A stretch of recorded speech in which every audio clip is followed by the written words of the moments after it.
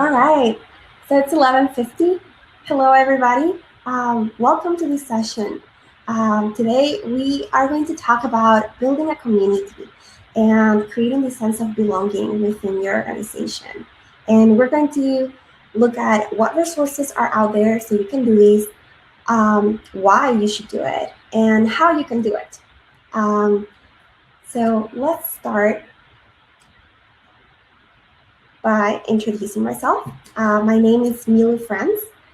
I am originally from Peru, but I moved to the US, to Ohio, in 2010. I actually have a visual communications background, and I used to work in the bicycle company while I worked on my computer science degree to become a software engineer and work where I'm working right now, which is a fast-growing startup called Milu. I've been with them for a couple of years, and I have to say I'm really happy with my path so far.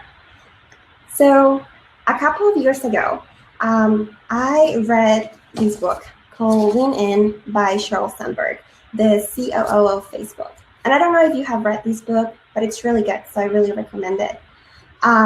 So in this book, she shares a really interesting story. So she says she was heavily pregnant and she was working at Google at that time, and Google was growing really fast, and she had a horrible time finding a parking spot. There's this specific instance where she was late for a meeting and it was really hot, and she just had to walk these long distances while being really heavy, and just a horrible experience. So she said that right after this, she went to the Google founders and basically demanded pregnancy parking. And that the Google founders were like, yeah, sure. Like they just confessed they never thought about it. So in her book, she says, the other pregnant women must have suffered in silence.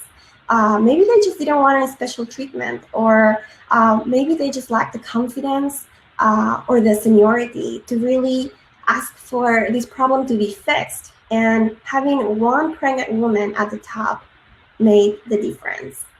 So I think this story is incredibly powerful, right? It definitely helps her make her point, which is that by not having many women in positions at the top, there is no representation for some of our specific needs, and that is a problem. But this story also made me think, what about the women at the start of our careers? Do we not have a voice? And if you're currently working for a company that is growing and does not have a senior woman in your field, are your needs going to go unnoticed? So fast forward to last December, I was able to attend the AWS Cloud Computing Services conference called AWS reInvent. And I attended this talk that introduced me to a new concept, an employee resource group. And they said that they are very impactful in inclusion and diversity, and that by giving budgets to this group, employees can work on all different initiatives. And this sparked an idea in my head. I just thought, this is wonderful. I definitely want to create a women in tech group in my company. But of course, after thinking that, I got all these questions, right? But could these really make an impact? What if my organization or leadership is just not supported? Or what if the male coworkers in my company feel excluded? What if the other female software engineers in my company don't even want to be part of this? And I wanted to make sure to put this slide here because I think whenever we have these good ideas, there's always all this self-doubt that comes with it, and sometimes it obstructs us from actually moving forward and doing something cool. So just wanted to share that I had all those doubts too, but I still moved forward. So I just threw a new concept to you, an employee resource group. And I know some of you might be familiar with it already. I know for me, it was the first time at that conference. So I want to define employee resource groups for you. So it's basically a group of employees that decide to get together in the workplace because they share experiences or a background or interests. And these groups should aim for some goals.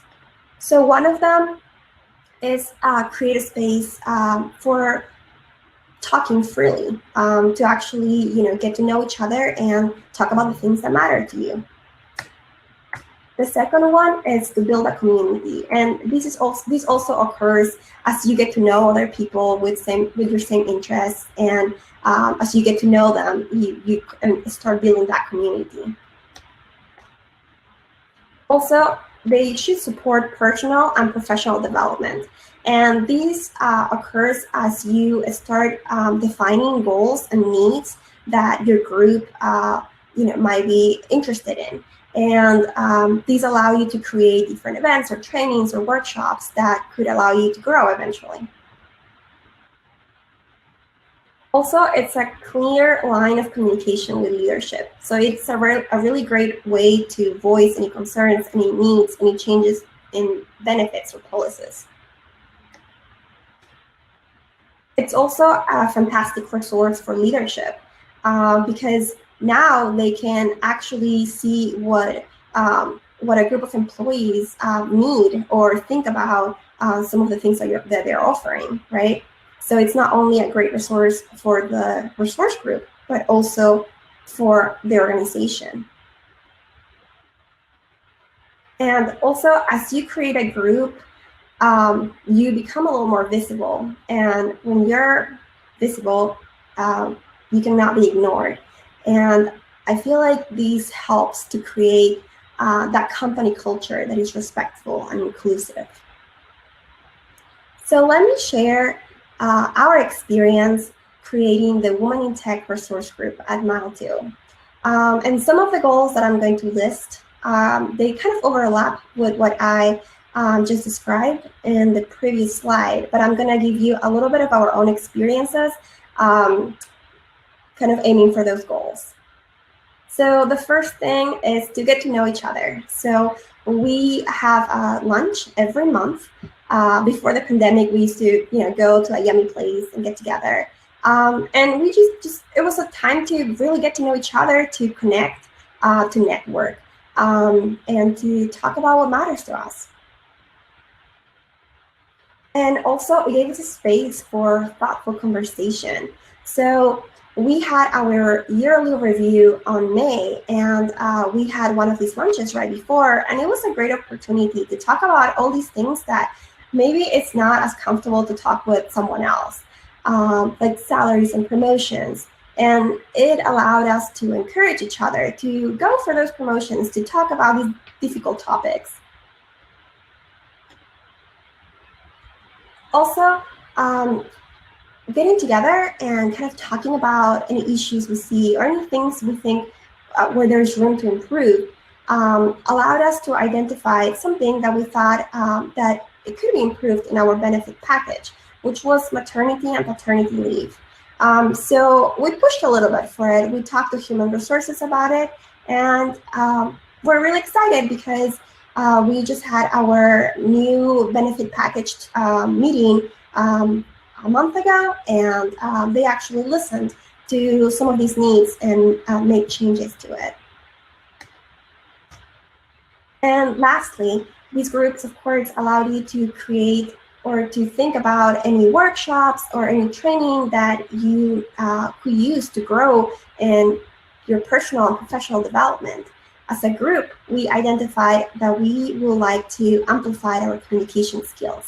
So we organized a workshop, and we brought a public speaking coach with extensive experience as a communicator at Stanford and training TED speakers. And she was part of our workshop, and she showed us tips and tricks and techniques on how to become better communicators. Not only that, but we opened this event to any woman in tech, and we had a great turnout. And it was just a really great event to kind of embrace our community, to get to know each other and to get some training along the way. And all these things have happened in less than 6 months. So this makes me really happy, because this makes me think that, I just think that we could do so much in a year or two, right? So if I haven't convinced you yet with our own experience, I also want to give you some reasons why you should give this a thought. The first thing is that it's kind of really hard for one employee to go to leadership and raise any issues or concerns. It's just some people can do it, some people don't feel comfortable doing it. It's kind of different when you have a group. It gives you a different voice, because it's not just you kind of going to leadership and talking about it. It's a group talking about it. So that's really nice. Also, it improves team alignment.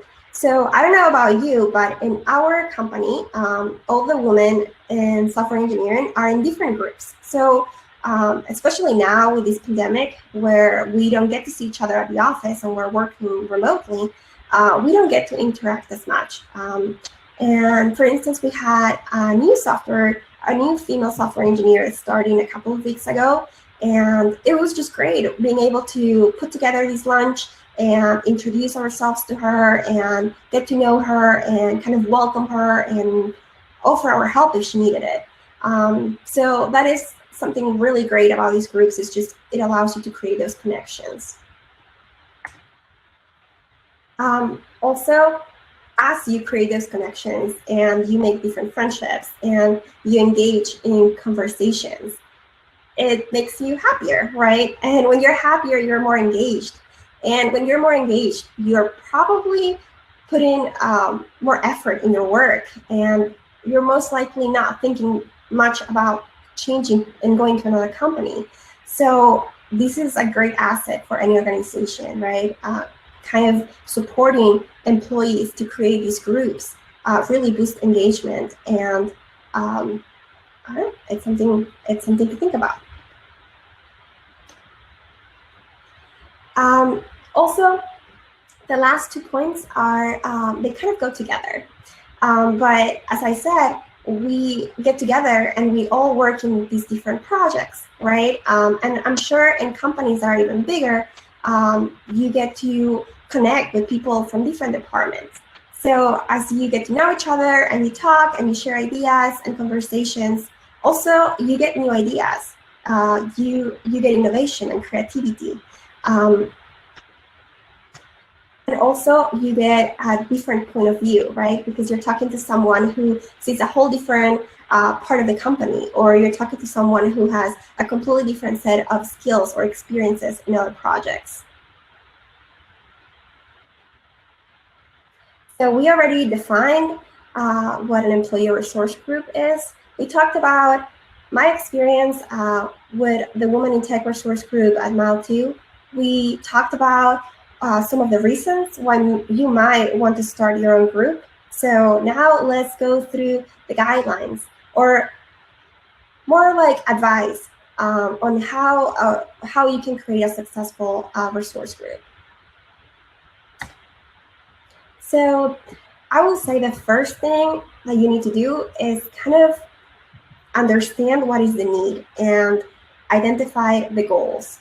And these can be kind of tricky because you're trying to create this social group, right? You're getting to know each other, but make sure you ask those questions. Make sure you identify those goals, because they are going to help you to brainstorm to see what type of events you want to do, or to see what type of training you can host as a group.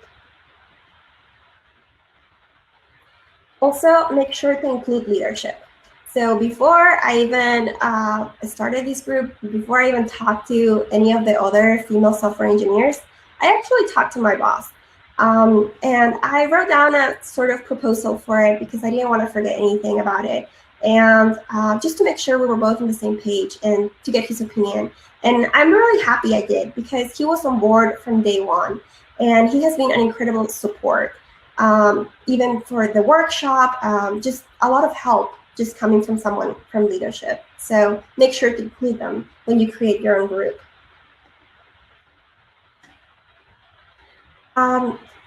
If you look at resource groups online, you're going to see these crazy big resource groups. Like Microsoft has one with different chapters. They're big. And I just talked about my little resource group that is composed by 8 software engineers. So don't be afraid to start small. It's okay. I mean, we're just a few people, but we still have needs. We still have ideas, and that's the important thing. And you are gradually going to grow, especially as you gain more visibility, especially as you start organizing other things. This one is important, creating a roadmap. So this can be tricky because things shift a lot. So you don't even know if the people you're working with are going to be with you next year. But I think a good timeline for a roadmap is 4 to 6 months. And these could be as simple as we're going to have a lunch the first Wednesday of every month. And maybe you can put some notes right before your lunch where you're like, I want to ask about these specific things to my group to make sure I'm covering all bases and to make sure I am identifying those goals. Yeah. And lastly, don't be afraid to ask for some budget for some of your events. So obviously our public speaking coach was not free. So we had to ask some budget. We had to ask for some budget for it. And so I encourage you, if you have an idea for a cool event, for a need, for a workshop that you think your group will really benefit from, don't be afraid to ask for it.